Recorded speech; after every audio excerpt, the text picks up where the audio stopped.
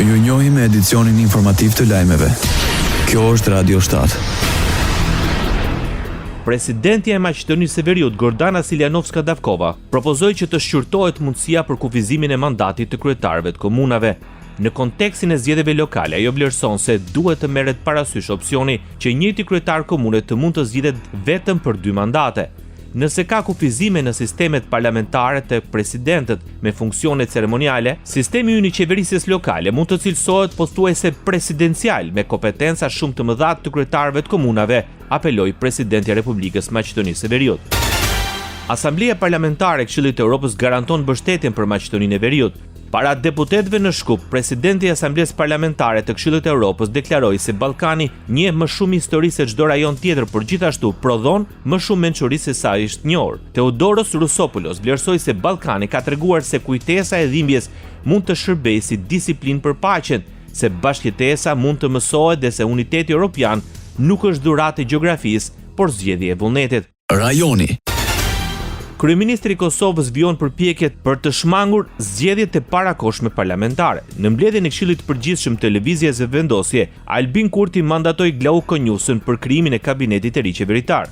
Pas diskutimesh të zgjeruara e të thelluara në kryesinë e lëvizjes son, unë do të propozoj sekretar i lëvizjes vetëvendosje që jam, që mandatin e dytë për krijimin e qeverisë t'ja japim nën kryetarit, aktivistit, shokut e mikut ton të afërt e fort besueshëm Glauk Konjufsa. Para anëtarëve të Këshillit të Përgjithshëm të Lëvizjes së Vendosje, Kurti tha se ky propozim synon të shmang që vendi të shkojë në zgjedhje të reja. Le të vazhdojmë me kabinetin e njëjtë që kam propozuar.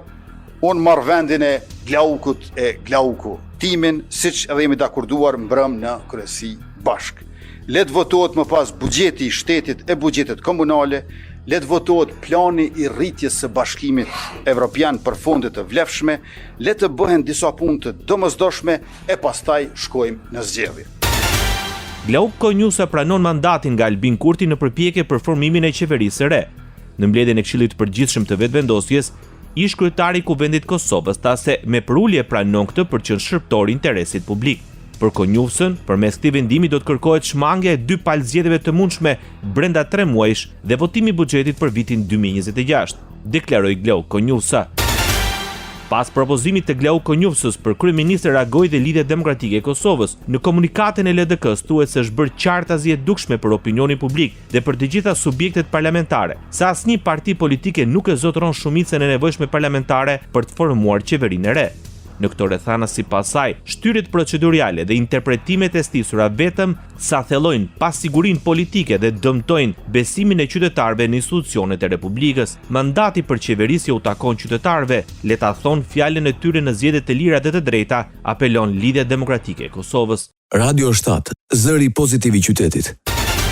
Kryeministri i Shqipërisë kërkon nga gjykata kushtetuese zgjidhjen e ngërçit krijuar për drejtimin e Bashkisë Tiranës. Përmes rrjeteve sociale, Edi Rama shkruan se mbajtja në burg e Veliajt, ndërkohë që ai mbetet kryetar në detyrë, krijon një disproporcion të rëndë, jo vetëm ndaj të drejtave të tij kushtetuese, por edhe ndaj të drejtës së qytetarëve të Tiranës për të shërbyer nga i zgjedhur i tyre. Sipas Ramës, qëndrimi i gjykatës kushtetuese ka qenë parimor dhe jo politik, ndërsa theksoi se njëjta parimësi duhet të udhëheqë dhe gjykimin për masën e sigurisë ndaj Veliajt për t'i dhënë atij mundësinë të vazhdojë procesin gjyqësor në gjendje të lirë. Vendimi i gjykatës kushtetuese të Shqipërisë për të rikthyer në krye të Bashkisë së Tiranës Erion Veliajin u përshëndet edhe nga ish kryeministri Berisha. Sipas kryetarit të Partisë Demokratike në këtë rast, gjykata ka zbatuar ligjin. E vërtetë e pa diskutueshme është se të drejtat e njeriu u shkelen në mënyrë brutale, u përdor ndaj tij ajo praktikë që Enver Hoxha përdori ndaj Kadri Azbiut. Ai ishte një kriminal, një vrasës. Dhe në këtë rast, duke shkelur çdo procedurë, çdo ligj, i dhan atij mundësinë të marrë guxime dhe të krahasojë me Farkun e Kolumbisë, partinë që në fakt ai tha një të vërtetë. Narkoparti, narkoregjim. Kjo është e vërteta e Shqipërisë.